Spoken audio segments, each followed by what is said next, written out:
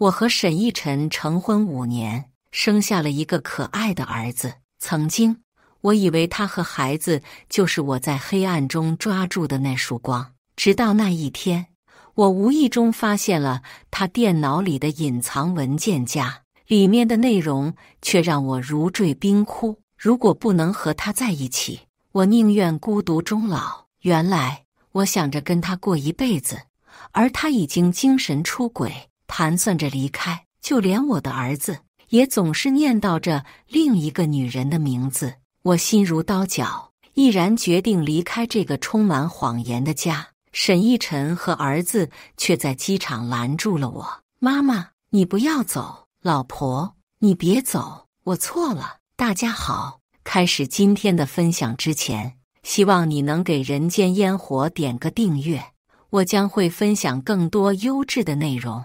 我发现了沈奕晨书房电脑里的隐藏文件夹，试了很多密码都打不开。我的生日、儿子生日、结婚纪念日，直到有一天，沈奕晨的公司年会，大家都在热闹地庆祝。林晓在表演时，突然脚下一滑摔倒，沈奕晨立刻冲过去，将他扶下台，送往休息室。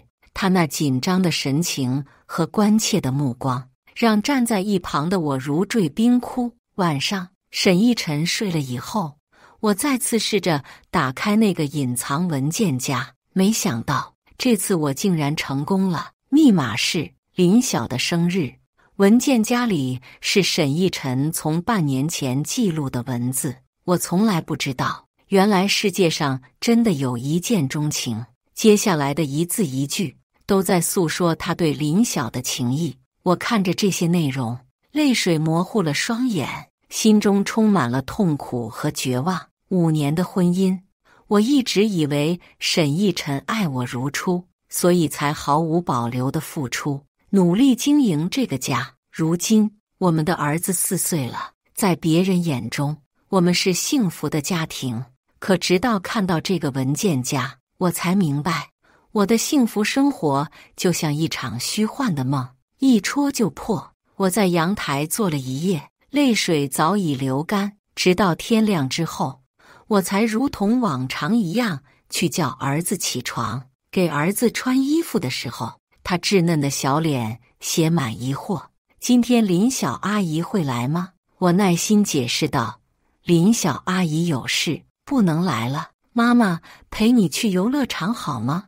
儿子的脸上露出失望的神情，嘟着嘴说，不好。我穿好衣服，正要给他戴上帽子，儿子却嘟囔着说，妈妈，你以后不要去参加爸爸公司的活动了。我的手僵在半空，心中一阵刺痛。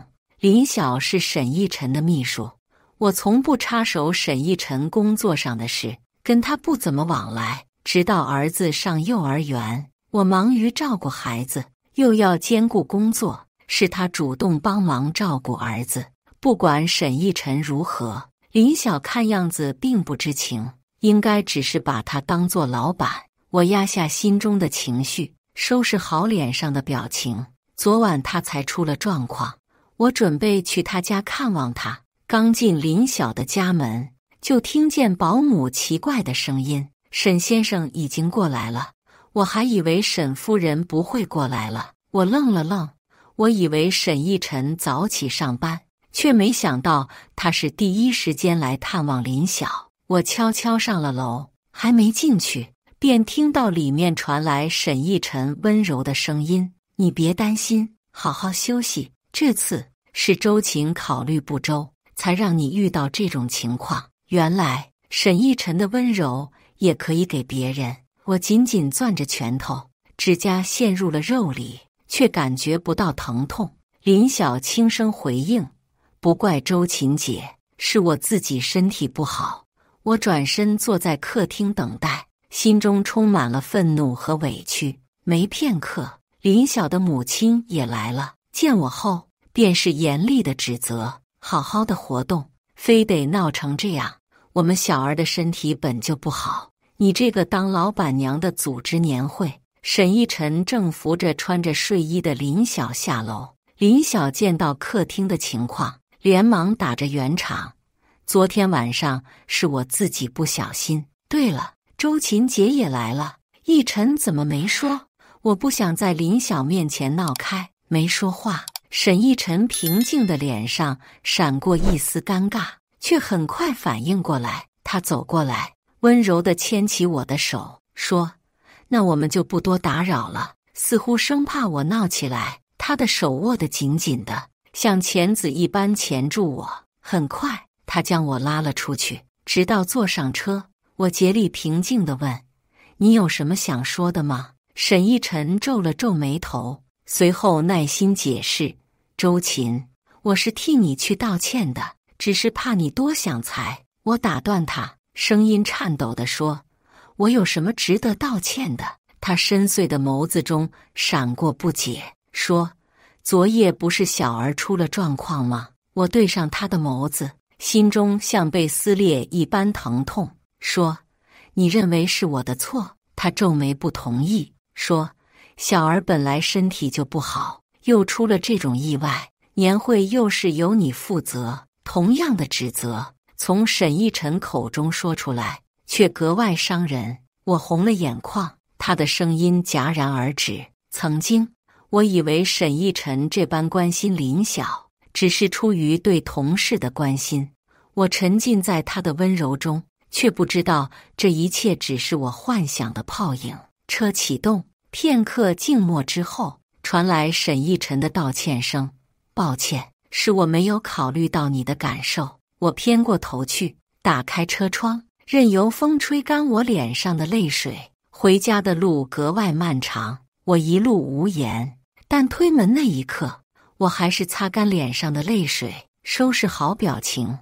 保姆带着儿子在玩游戏，一听到开门声，他便笑着跑向沈奕晨：“爸爸，我想去游乐场。”沈奕晨下意识看了我一眼，说：“我和妈妈带你去好吗？”儿子撇过头说：“我不要妈妈去。”看着那小小的背影，我心中满是苦涩。我安慰自己没事，只是怪自己陪伴儿子太少了。我放柔声音说：“那妈妈在家做你爱吃的好吗？”小身影终于动了动，转过头看着我说：“好，我想吃妈妈做的可乐鸡翅。”我的心这才暖了些。直到一大一小离开，我卸去强撑的力气，拖着发软的脚步回到房间，倒在床上。若是24岁的周琴，在看到日记的第一眼，就会果断的离婚，宁为玉碎，不为瓦全。可是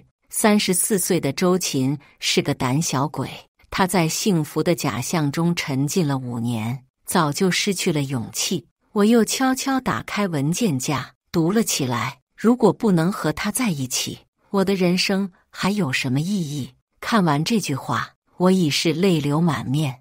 我带着泪痕陷入熟睡，梦里遇到了24岁的沈奕晨。我刚因工作的压力崩溃大哭，他默默地陪在我身边，给我安慰：“别难过，我会一直陪着你。”我在他的怀里放声大哭，感受着他的温暖。再次醒来，我才察觉时间不早了。我连忙起床，儿子想吃的可乐鸡翅还没做呢。我撑着头重脚轻的身子，拒绝了保姆的帮助，做好了一桌饭菜。但直到天黑，父子俩都没有回来。我向大门看去，一次又一次，门口空荡荡的。保姆委婉地劝道：“夫人，许氏先生他们在外面吃了，要不你先吃？”我有些失神，说：“可是儿子不是想吃妈妈做的可乐鸡翅吗？”最后，我披起衣服出了门，我要找找他们究竟在哪。赶到游乐场，里面已经关门了。负责人殷勤地接待我，说：“沈总已经带着小少爷和林小姐回去了。”林小姐，我反应过来是谁，心中有些了然。我到了沈家，却没敢进去。别墅里灯火通明，温馨和睦，隐隐还有欢声笑语传来，夹杂着儿子的笑声。我最喜欢林小阿姨了。我站在门外的阴影处，像一个被遗忘的人，窥探着别人的幸福。透过窗户，我能看见沈一晨温柔的笑容。他声音温和地说：“小儿陪你玩了一天，累了吧？快休息。谢谢林小阿姨。要是林小阿姨做我妈妈就好了，这样我就可以天天和她在一起了。”谎言骗得了别人，却骗不了自己。我失魂落魄地离开那个笑着叫妈妈的孩子，那个温柔叫老婆的男人，最后都喜欢林晓吗？那我呢？我算什么？终于，我的意识陷入了一片混沌。等睁开眼睛，我发现自己躺在医院，旁边有人影。我下意识以为是沈一晨，偏过头不想看，却意外听到一道稚嫩的声音：“你醒了。”我转头看见一个半大的女孩，模样清秀，见我醒来后十分高兴。你电话里的人打不通，医药费是我垫付的。此时医生走进来，严肃地说，自己的身体都不注意，低血糖晕倒了，要不是遇上这个好心女孩，我这才明白情况。原来我在路边昏倒，被这个女孩发现后送往医院。我在医院住了一晚，第二天才出院。我还了女孩的钱，说了几句感谢之后，又匆匆回到家。家里没人，我鬼使神差地打开日记，读到最后几页，如果他幸福，我愿意放手。读到这里，我还有什么不明白的？沈一晨之所以还没跟我离婚，只是因为林晓喜欢别人，心好像被揉成一团。我笑着笑着，泪水就流了下来。保姆轻轻叩门，小心翼翼地开口：“林家那边林小姐感冒，没人照顾，先生和小少爷留在那边了，不回来了。”我自嘲地笑笑，这样明显的细节，以前的我竟然没察觉。更愚蠢的是，我竟然还舍不得这些虚假的美好，收敛起失落。我平静开口：“没关系，张妈，把我的东西都收拾出来吧。”张妈疑惑地问：“夫人这是？”我笑笑说：“去收拾吧。”想开之后，也就舍得了。很快，我的东西就被收拾出来了。我叫来搬家公司，打包送往另一个住处。看着变得空荡的家，余下的只有卧室里的照片了。第二天一大早，我就让人把所有照片取下来，堆在客厅里。这其中婚纱照占了大部分。我看向地上堆积的照片，沈一晨深情的眼神，儿子可爱的笑容，许许多多曾经见证了我幸福的每个瞬间。我让人帮忙把照片堆在客厅里，最后点燃，火焰一下窜起来，吞没照片。火焰正旺的时候，沈一晨带着儿子回来了。他看着被烧掉的照片，眉头紧皱，说：“你这是闹什么脾气？”直到火焰彻底吞没掉照片上熟悉的面容，我这才抬起眼来看沈一晨，说：“沈一晨，我们离婚吧。”沈一晨目光沉沉，似乎也察觉到了什么，说：“你看了我的电脑？”我笑了：“是，你喜欢他，那我就成全你们，不好吗？”那些刻意的接近，那些有意的讨好，将沈一晨的脸打得生疼。儿子察觉到气氛不对，立马跑过来：“坏蛋，坏蛋！”我回过神来，想抱起地上的儿子，却被他推开，说：“不许你抱我！”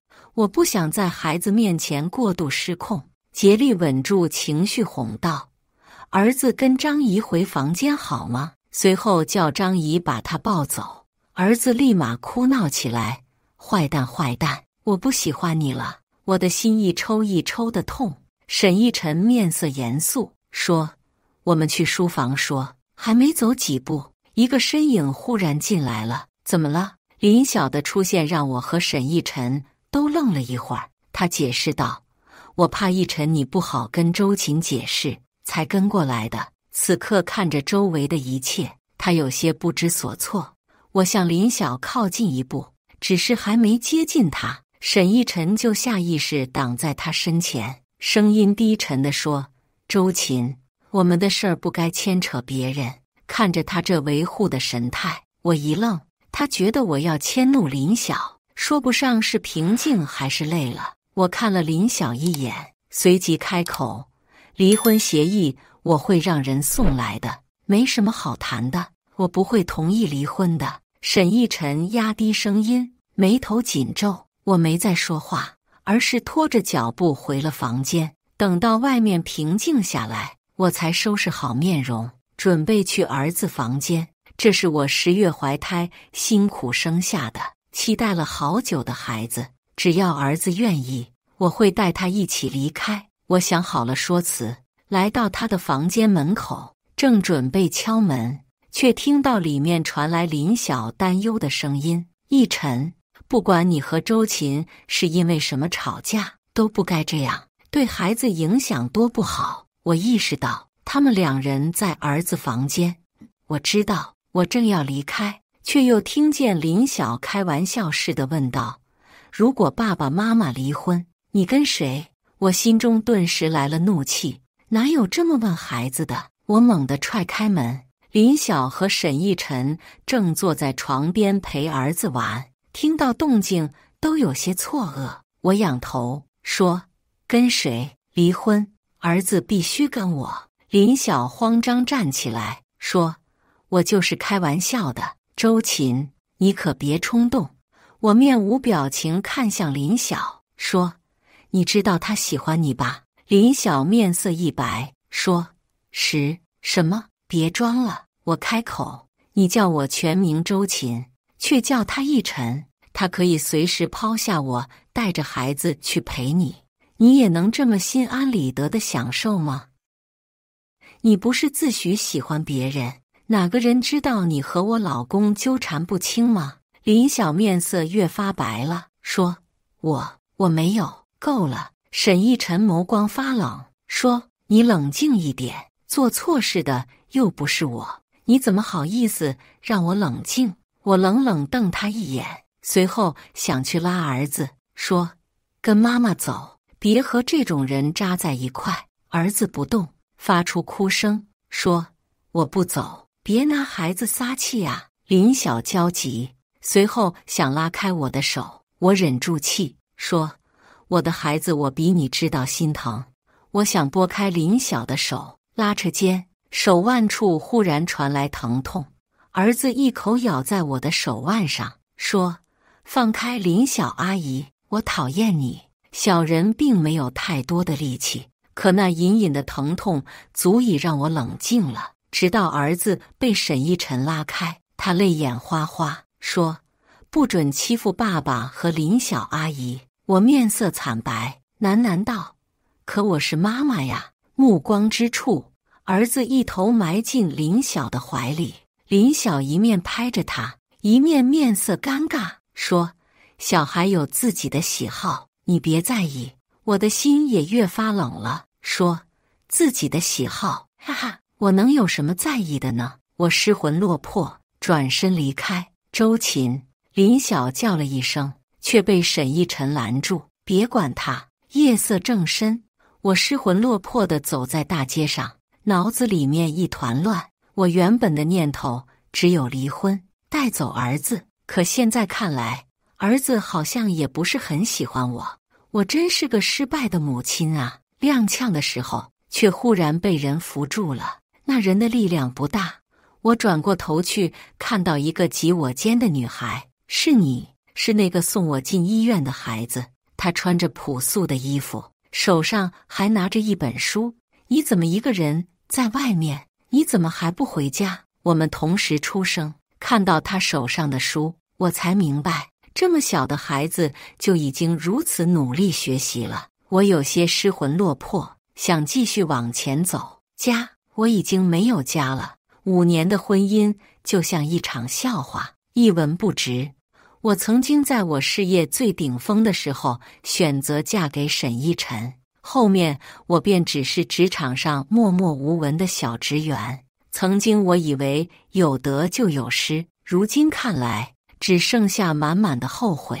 我什么都不剩，往前走了几步，我却意识到那个女孩还跟在我身后，见我双目茫然，她小心翼翼开口：“你没地方住的话，可以去我家。”我失笑说：“邀请陌生人去你家可不安全，你家人呢？不会担心吗？”她沉默片刻，忽然摇头说：“不会的，鬼使神差。”我跟女孩回了家，她家住在一个简陋的出租屋里，屋里只有一张床和一张桌子。女孩的母亲在她很小的时候就去世了，父亲整日酗酒，对她不管不顾。我看着女孩坚强的样子，心中不禁有些心疼。一晚睡得并不安稳，但我还是感激女孩的收留。天亮时，我便悄悄起床，给女孩留下了一些钱和一张纸条，上面写着感谢的话。走到楼下，有几个小孩看到我从女孩家出来，便开始嘲笑她，她怎么和这个穷鬼在一起，肯定也是个没人要的。我听到这些话，心中十分气愤，立刻上前制止了他们。小孩子不要这么没有礼貌，随意嘲笑别人是不对的。那群小孩一哄而散，头顶似乎有人收回了视线。我叹了口气，随后我找到了女孩的班主任，希望能帮她解决一些生活上的困难。许是心情平复了一些，我又有了面对生活的勇气，跟律师拟好了离婚协议，便让人送了过去。另一边，我办好了出国的手续，只等离婚协议签下来，我就出国重新开始自己的生活。只是一晃2-3周过去，沈奕晨那面一直不同意签字，出于无奈，我只好同意了沈奕晨提出的见面。咖啡厅里，他旁边还坐着小小的儿子，半个月不见，我忍不住多看了儿子几眼，他却赌气偏过头，不肯看我。沈奕晨体贴地将咖啡推到我面前，英俊的脸上多了一丝疲惫。一定要离婚吗？儿子才4岁，况且你一个人在国外怎么生活呢？我面色冷静说：“那你多分一些财产给我好了。”沈奕晨面色变了变，又继续劝道：“咱们过之前的日子不好吗？”我看着面前这个曾经熟悉的人，心中却只觉得陌生。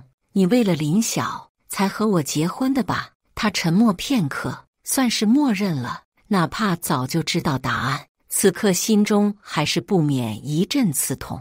我冷笑说：“那你要让我一直活在谎言中吗？我和林晓已经没有可能了，你也不必一直揪着过去不放。”周琴，沈奕晨平静地说：“你是沈家的女主人，这一点永远不会变。况且现在林晓已经有了自己的男朋友，我和他也从来没有做过越轨的事。只要你不离婚，我会和他保持距离的。”听到这里，我总算明白了，若是我坚持离婚，总会有风声传出去，到时候对林晓的名声也不好。所以归根究底，你还是为了林晓。这样的深情真是可笑至极。我再也做不下去了，站起来说：“别跟我谈你那恶心的权衡利弊，如果你不肯签字，那就走法院程序吧。”我转身想走，却被一句话留住：“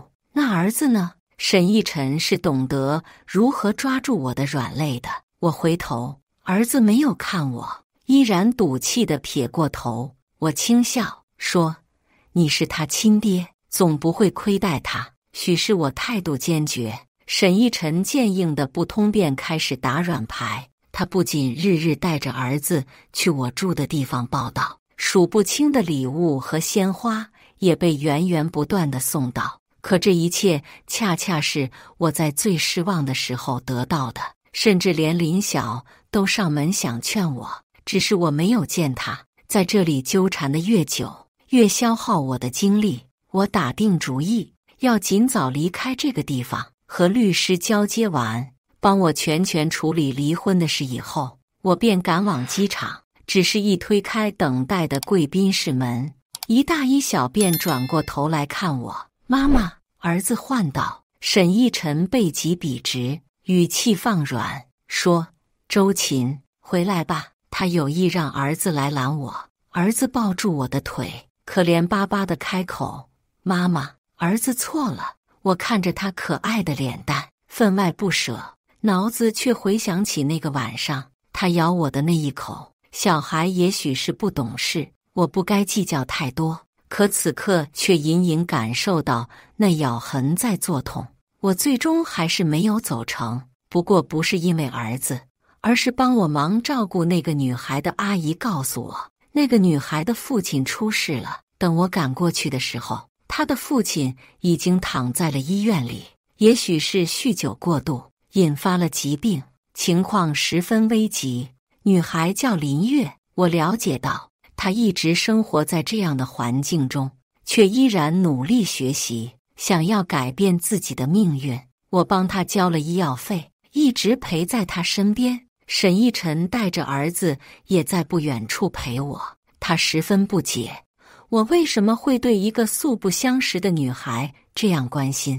我也没有解释。病床上，儿子不喜欢医院的味道，一直吵着要走。妈妈什么时候走？他一遍又一遍地催促。身旁的女孩跪在地上，低声对我开口：“阿姨，你走吧，你已经帮了我许多了。”我没理会身后的催促，问他：“你愿意跟着我吗？”他抬起头，漆黑的眼中却有些犹豫。我不想麻烦你，还是算了吧。我摸了摸他有些凌乱的头发，语气坚定地说：“我知道你是个好孩子，你愿意跟着我吗？”沉默片刻，女孩终于点了点头，眼中充满感激。“我愿意。”我带着她起来，见我动了，沈奕晨上前，眉头微皱：“现在回家吧。”我语气冷淡地说：“那不是我的家。”儿子见我拉着那个女孩，也有些不满：“脏。”妈妈松手：“有细菌的。”女孩并不脏，只是穿着有些破旧。我看向儿子，语气严肃地说：“谁教你这么说话的？”他听到我严厉的语气，泪花在眼中打转，顿时哇地哭了出来。身后的女孩有些手足无措，我抓住她的肩膀开口：“以后她就跟我姓周，叫周月。”沈奕晨不赞同的皱眉，我却无视他们，直接拉着周月离开。身后传来沈奕晨的声音：“你想做什么都可以，但明天是儿子生日，你还是回来吧。”我停下脚步，想了想，最终没有说话。回到家后，周月还有些不适应，只拘谨地坐在沙发上，直到被我带去洗手间，教他如何使用热水器，在哪睡觉。一切妥当之后，他那双明亮的眼睛看着我开口：“我会听话的，我会很乖的。”我听了不免有些心酸，但依然拉起微笑开口：“你一直都很乖呀，那明天弟弟过生日，会喜欢我吗？”他有些紧张的期待。我沉默片刻，开口：“喜不喜欢你都不重要了，明天我们就走。”第二天一大早，我就带着小月坐上了飞往异国的飞机。这次没有谁再来阻拦，而儿子的生日礼物被我委托其他人帮忙送到。想来有林晓在，他也不会过多在意缺席的我。到达异国之后，一切要重新开始，而我发现小月居然也有很强的学习能力。我一边在国外的学校学习提升自己，一边教小月学习。看着她努力的样子，我颇有一种欣慰的感觉。平日里除了学习和生活，我们的日常生活过得十分简单。而在这期间，我也听到沈奕晨远赴大洋来寻找我的消息，只是我早就改了名字。茫茫人海之中，一个有心藏匿的人总会轻而易举，唯有儿子的礼物，我从未缺席过。新的一年，国外的一场知识竞赛，我带着小月参加了。我的表现获得了1等奖，小月也获得了少年组的优秀奖。颁奖仪式上，我拉着如今亭亭玉立的女孩上台，接过了主持人手中的奖杯。主持人满目夸赞，把话筒递到小月面前。那请问你参加这次竞赛的动力是什么呢？小月已经褪去了之前的胆怯，变得自信大方。被阿姨收养之后，我感受到了温暖和关爱。我想用自己的努力回报阿姨。台下掌声雷动，我的眼角也泛起泪光。以前我总把希望寄托在别人身上，我没想过自己有一天也能成为别人的依靠。采访之际，我忽然看到不远处的熟悉人影。等采访一结束，我便拉着小月急忙下台。还没走出去，背后传来清脆的声音：妈妈。我转过头，儿子高了不少，已经从一个小不点长成了帅气的小男孩模样。身后沈奕晨从拐弯处走出来，原本英俊的面容也多了几分沧桑。被他们找到，我不意外，这是迟早的事，也没了想逃的打算。只是让我意外的是，小月挡在了我面前，面色坚定：你们找我妈妈什么事？儿子气急败坏：你不过是被收养的，乱叫什么？这是我妈妈。对于我之前的事，小月也有所耳闻，看见我不说话，她便开口：你之前不是不要妈妈了，现在妈妈也不需要你了。儿子的眼眸泛起泪花，急急忙忙地看着我求证：妈妈，才不是这样的，对吗？沈奕晨眸色复杂，上前一步：过去这么久了，你还不肯原谅我们吗？我和沈奕晨的离婚官司打了这么久，还是没有打下来。我语气平淡地说：我已经找到自己的新生活了。沈奕晨，你也该放下了。这些年，不管是专注学习，还是和小月的相互陪伴，之前的记忆好像和我隔得很遥远，不再能够轻易牵动我的情绪。儿子哭得泪流满面，上前一步拉住我的手：林小阿姨再好，也不是妈妈。以前是我不懂事，妈妈，我错了。你能再变成我一个人的妈妈吗？我不想要什么姐姐。我无法拒绝她，只能叹了口气，拿出纸替她擦了擦眼泪。妈妈还是你的妈妈。她的眼中生出希冀，又得意地瞟了小月一眼。那妈妈可以跟我和爸爸回家吗？我松开她的手，摇头说：你还小，不懂，有的是回不到过去了。等你过生的时候，妈妈再回国看你。安抚了几句，我转头说：走，小月，回家。我和她并肩走向出口，逆光将我们的身影拉得老长。沈奕晨声音沙哑：周琴，我和儿子一直在等你回家。你之前说过，一家人就算会做错事，也是可以原谅的，对不对？错，一直固执的沈奕晨也会觉得是自己错了，这不禁让我觉得有些荒唐，又有些好笑。只是我向沈奕晨走近几步，一旁的小月忽然有些紧张，似乎害怕我过去就不回来了。我拍了拍她的手安抚：一家人，那你早干嘛去了？我的声音很平静。当我在医院无人照顾的时候，而你在陪着别人，没有想到一家人吗？当我等你回家，等的饭菜都凉了，没有想到一家人吗？我声音变轻，只能让面前的沈奕晨听到。当你心里一直想着别人时，没有想到过一家人吗？那个文件夹是永远的伤疤。看完内容，我绝无选择和好的可能性了。若是之前他还抱有希望，我没有细看。在听到这个话之后，他面色彻底惨白。他声音发紧。我轻笑：承认吧，沈奕晨，你就是个自私的人，该放手就放手，别让我瞧不起你。我转身拉着小月向前走去，没有再回头。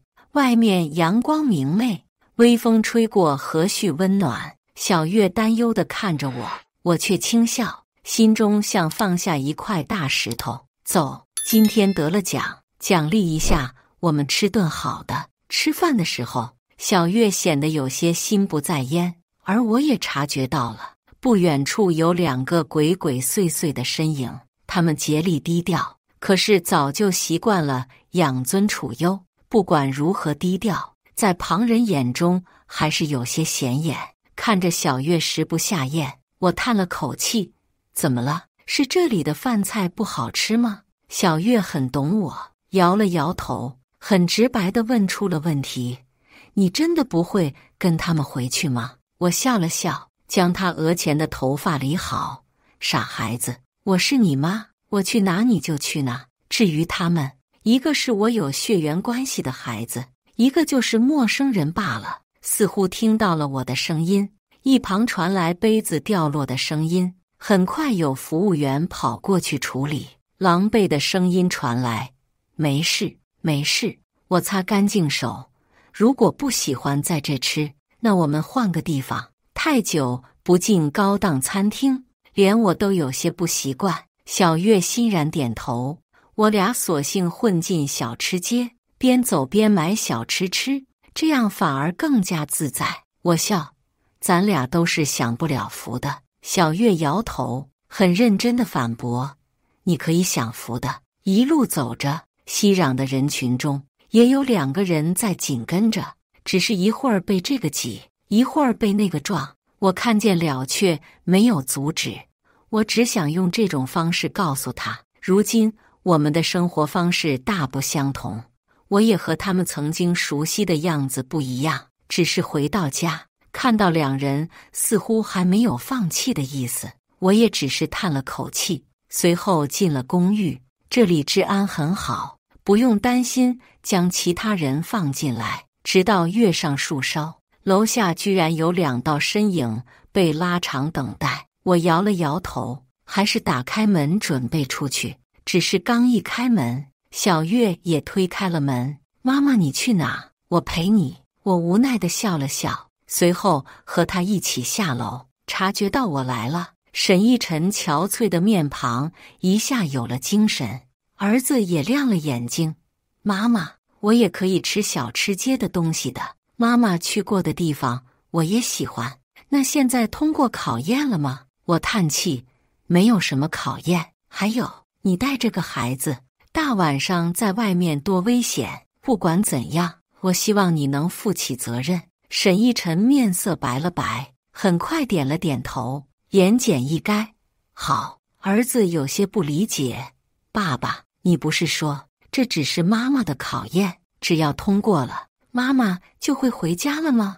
夜风中没有人回答。小月忽然同情开口：“你如果真希望妈妈好，就回家去，别让她操心了。她明天还要忙，大半夜还得浪费精神下来处理你们。”听到小月的声音，儿子忽然变得激动：“都是因为你，妈妈才不肯跟我们回家，都怪你！”他冲过来推了小月一把，小月一个踉跄，我赶紧上前：“没事吧？”他懂事地摇了摇头。我目光严肃：“沈浩，你的家教呢？我小时候就是这么教你的吗？”他双目固执：“那我对他好，你就会回来吗？”我平静片刻，才开口：“我还是你的妈妈，这是不变的事实。只是每个人有自己的生活，小月同样是我的孩子，我希望你能尊重她。”看着儿子不解的眸子，我放弃了教育他和面前的男人，只能拉起一旁的小月，转身向家走去。为了避免莫须有的麻烦，我还是带小月搬了家。只是不久之后，就听见沈奕晨带儿子回国的消息了。我和小月在国外生活了3年，最后还是选择了回国。故乡总是一个人最大的眷恋，只是与离开时的狼狈不同。如今我已经在自己的领域里小有成就，时常被邀请去参加各种活动。小月也变得更加优秀，考上了不错的学校，最终决定留在国内发展。再次在一个聚会上遇见林晓，是我没想到的。她神情憔悴，独自坐在角落里，显得十分落寞。一旁的人讨论起她，听说她之前和男朋友分手了，后面又想挽回，可已经太晚了，真是可惜。她曾经那么风光，人呐，就是要珍惜眼前。我端着酒杯离开了这里，远远的看见沈逸晨向这边走来，虽然知道回国再见面难以避免，但我还是赶紧转身离开。不知他为何从自信果断变得如此犹豫不决，还是少见一面是一面。我一个转身，撞到面前一个挺拔的胸膛，但还好被他扶住了腰。周小姐，小心一点。低沉磁性的声音在耳边响起。我稳住身形，正好借这个人的身影挡住自己。你怎么知道我姓周？你的事迹很有名。